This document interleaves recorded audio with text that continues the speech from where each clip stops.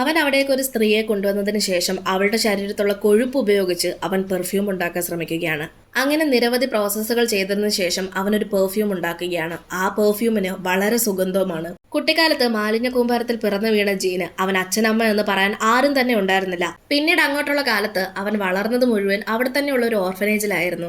ജീനിന്റെ ഏറ്റവും വലിയ പ്രത്യേകത എന്തെന്നാൽ അവന്റെ മൂക്ക് തന്നെയായിരുന്നു. കാരണം മറ്റാളുകളെ പോലെ ആയിരുന്നില്ല, അവന് ഏതൊരു വസ്തുവിനെ മണത്തറിയാനുള്ള കഴിവുണ്ടായിരുന്നു. തന്റെ ഈ ഒരു കഴിവ് ഉപയോഗിച്ച് അവൻ നിരവധി പെർഫ്യൂമുകളാണ് ഉണ്ടാക്കി വിറ്റത്. പക്ഷെ എത്രയൊക്കെ പെർഫ്യൂം ഉണ്ടാക്കിയിട്ടും അവൻ ഉദ്ദേശിച്ച തരത്തിലുള്ള ഒരു മണം അവൻ ഉണ്ടാക്കാൻ സാധിച്ചില്ല. അങ്ങനെ അവൻ ആ നാട് വിട്ടു പോവുകയാണ്.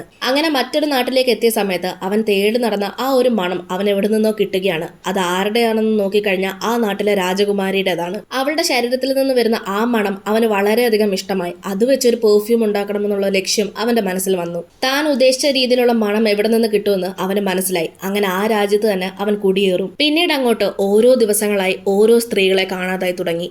ഇതിനുശേഷം എന്താണ് സംഭവിച്ചത് എന്നറിയാൻ വേണ്ടി നമ്മുടെ ചാനൽ കയറി ചെക്ക് ചെയ്ത് നോക്കൂ. നമ്മുടെ ചാനലിൽ ഫുൾ വീഡിയോ അപ്ലോഡ് ചെയ്തിട്ടുണ്ട്.